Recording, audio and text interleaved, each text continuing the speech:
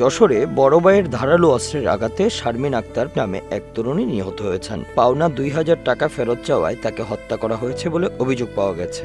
আজ বেলা 10:30টার দিকে সদর উপজেলার সজলপুর গ্রামে এই ঘটনা ঘটে। নিহত শারমিন আক্তার ওই গ্রামের শিমুল হোসেনের স্ত্রী।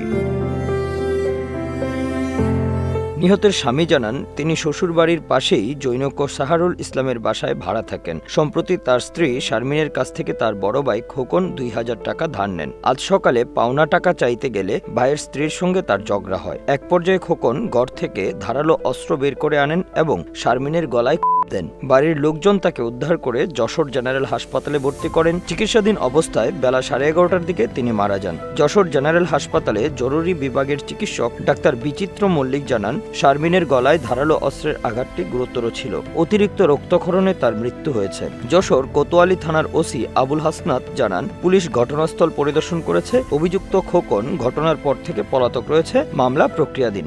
আমার বউ আর আমি পাওনা টাকা চাওয়াতেই তার বউ ঝগড়াঝাটি করাতেই তার রাগারাগি হয়। তার ভাতারে ডাকে নিয়ে আসে তারা দুইজনে মিলে খুন করেছে গাছি দাদে কুপারে। আমার বউ হাসপাতালে আনার পরই মারা গেছে। আমি এর ফাঁসি চাই।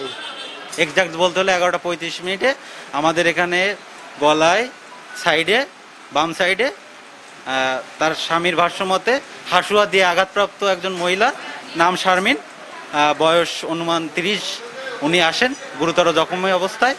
আমরা তাকে অনেকটা গুরুতর অবস্থাতেই পাই। রোগী তখনও জীবিত ছিলেন। রোগীর অবস্থা ক্রিটিক্যাল বিবেচনা করে আমরা তাকে দ্রুত সার্জারি বিভাগে ট্রান্সফার করি।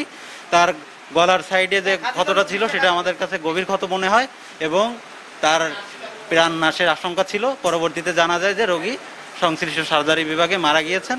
গুরুতর যে তাকে আঘাতটা করা হয়েছে অস্ত্র দিয়ে, সেটা কোনো ধারালো অস্ত্রই হবে এবং সেই অস্ত্রের আঘাতে তার অতিরিক্ত রক্তক্ষরণ অথবা ভিতরে কোনো গুরুত্বপূর্ণ অঙ্গে বা রক্তনালী হয়তোবা কেটে গিয়েছে, তার কারণে হয়তোবা তিনি মারা গিয়েছেন। এখন পরবর্তীতে ময়না তদন্তের পরে মৃত্যুর একদম সঠিক তথ্যটা কেন মারা গিয়েছেন জানা সম্ভব হবে। Bangla affairs news desk.